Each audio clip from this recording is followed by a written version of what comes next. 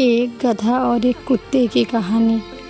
अक्सर जब हम लोगों के बीच कोई बेअक्ल की बात करते हैं तो लोग कहते हैं, क्या गधे जैसी बात कर रहा है। लोग ऐसा कहते हैं तो कुछ तो बात होगी गधे में। तो आइए आज आप लोगों को इसी से जुड़ी एक कहानी सुनाता हूँ।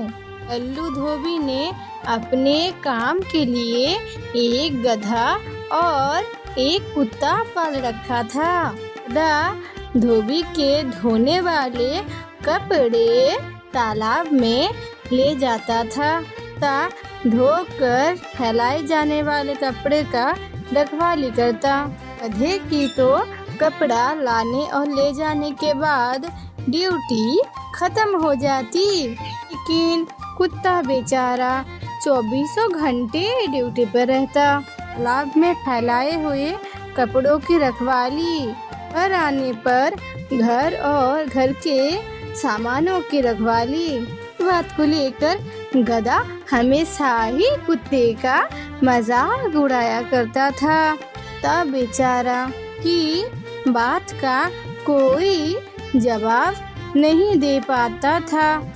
गाना गाता है और उन लोगों को खाना देता है और कहता है, और लो खा लो और जल्दी से तैयार हो जाओ, तालाब पर कपड़े धुलने जाना है। कहकर मालिक वहाँ से चला जाता है। गधा रोटी छीन कर खा लेता है। भी कुत्ता कहता है, अरे ये क्या कर रहे हो, रोज ही मेरी रोटी खा जाते हो। अरे रोटी पर तुम्हारा नाम तो नहीं लिखा है। यार पहले तुम अपना चारा खाओ, पड़े तो रोटी ले लेना। तब तक तुम रोटी खा गए तो इसीलिए पहले मैं रोटी खा लेता हूँ। चारा तो कभी भी खा सकता हूँ, जानता हूँ। हाँ, और चारा तो तुम खा ही नहीं सकते हो। अरे तुम खाओगे, चारा खाओगे। गधे ने इतना कहा ही था, तभी मालिक आ जाता है और गधे की पीठ पर उंगली रखता है। वो घाट पर चला जाता है। धोबी कपड़े धो रहा था। कपड़े धोकर और अपने कुत्ते टॉमी से कहता है, अरे टॉमी, सारे कपड़ों की बराबर रखवाली करना, हम तक सूख जाएंगे तो हम दोनों आकर वापस ले जाएंगे। भी गधा कहता है, अरे बराबर रखवाली करना, तो मत जाना, मैं जरा आराम करके आता हूँ।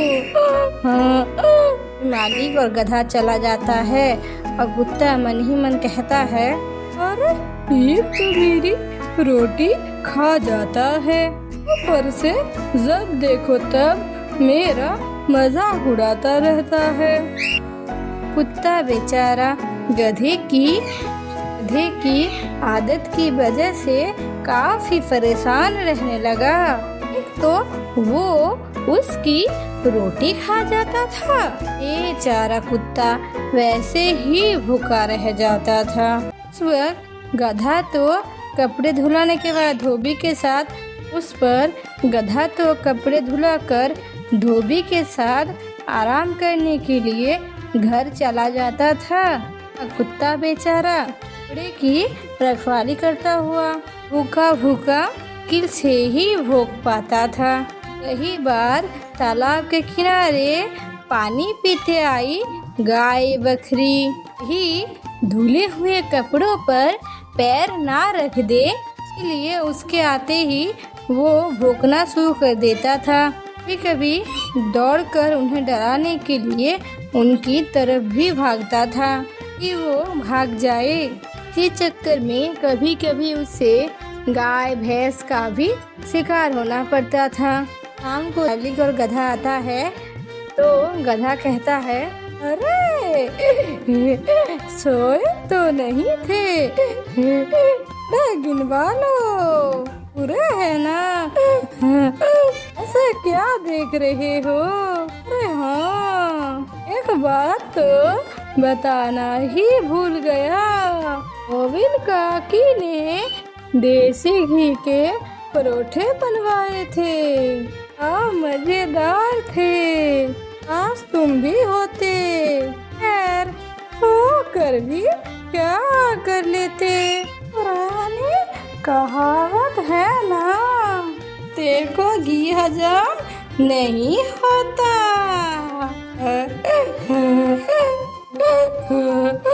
भी मालिक कपड़े लेकर आता है और गधे के पीठ पर लादता है। अपने घर चले जाते हैं। ऐसा लगता था कि गधे को बात बात पे कुत्ते का मजाक उड़ाने के सिवा और कोई काम ही नहीं था। कि कुत्ता था, काम की बोझ की वजह से कुछ भी नहीं बोल पाता था, लेकिन अंधेरे अंदर वो गधे से गुस्सा रहता था। रात के समय दो चोर आ जाते हैं। वे गधा उन्हें देखता है और कुत्ते से कहता है, अरे देख नहीं रहे, चोर दीवार कूद कर आंगन में आ गए हैं। देखते ही भौंकने की तुम्हारी ड्यूटी है। अरे भौंको भौंको। सुनाई नहीं दे रहा, दिखाई नहीं दे रहा। भौंको भौंको, वरना मालिक से तुम्हारी शिकायत कर दूंगा। घर की रखवाली करना तुम्हारी ड्यूटी है। तभी कुत्ता कहता है, अरे मुझे मेरी ड्यूटी मत सिखाओ। अब देखो तुम मुझे सिखाते रहते हो। ऐसे मालिक के लिए क्यों भौंकूं? क्यों मुझे इतनी रोटी नहीं डालता? तुम ले लो तो भी मेरा पेट भर जाए। से डबल ड्यूटी करवाता है। अरे तालाब पर कपड़ों की रखवाली, घर पर घर और घर वालों की रखवाली, खाने के नाम पर भरपेट रोटी भी नहीं। अरे ले जाने दो सब, मेरा नहीं तो चोर का तो भला हो। अरे तुम्हें अकल नहीं है, बड़े ही स्वार्थी हो, इसीलिए तुम्हारी किस्मत इतनी खराब है। पूरे दिन पिसते रहते हो, ये अकल कहीं के। अरे तुम क्या समझते हो, मैं भौंक नहीं सकता। मेरा मतलब मैं भी के मालिक को जब जगा सकता हूँ, यहाँ पर चोरी होने से बचा सकता हूँ। अरे तो बचा लो, मुझे क्या सुनाते हो? तुझे तो मैं चोर को भगाने के बाद मालिक से पिटवाऊंगा। भी मैं मालिक को जगाता हूँ और को भगाता हूँ। चोर कहते हैं, अरे भाग, गधे को भी अभी जागना था। इतना कह के चोर वहाँ से चले जाते हैं।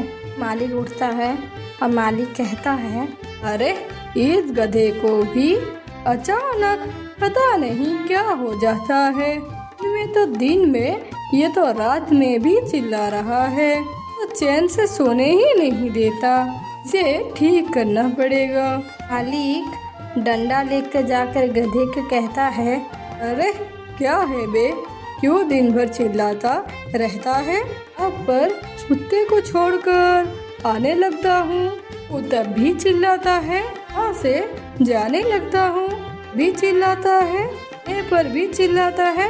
अब हाथ को भी चैन से सोने नहीं देता। ये सुनकर गधा धोबी को बताना चाहता है, मालिक दो चोर पर धोबी को उसकी भाषा नहीं समझ में आती है। वो समझता है और भी चिल्लाने के मूड में है। ये और गुस्सा आ जाता है। वो अपने हाथ में पकड़े डंडे से की कसकर पिटाई करना शुरू करता है।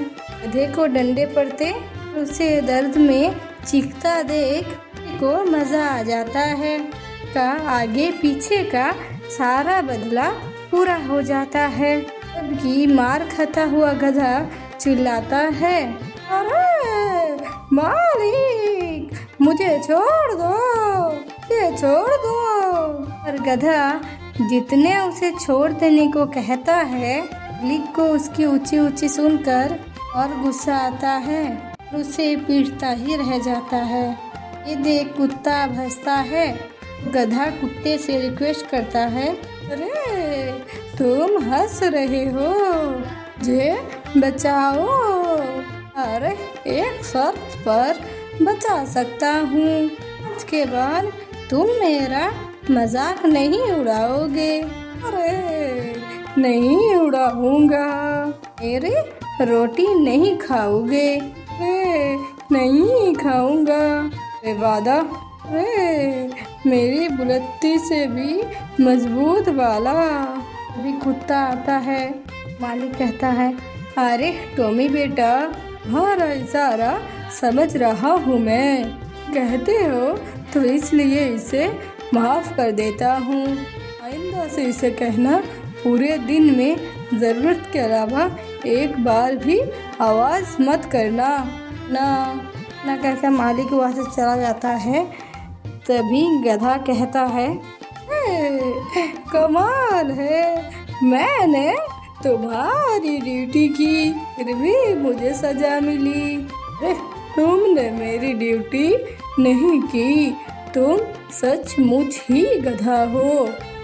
मैं जानता था अभी चोरों को देखकर भौंकूंगा, वो मालिक के आने से पहले ही वापस दीवार कूदकर भाग जाएंगे। मैं उनका घर के अंदर घुसने का वेट कर रहा था और उन्हें मुझ पर शक न हो इसलिए आंखें मूंदकर लेट गया था। तुम्हें तो जल्दी पड़ी थी और तुमने वही किया जो नहीं करना चाहिए था। कभी भी दूसरों को करता देख नहीं समझ लेना चाहिए। ये काम आसान है, उस काम को पूरी तरह से समझना चाहिए ही वो काम करना चाहिए। ना लोग ऐसे ही नहीं कहते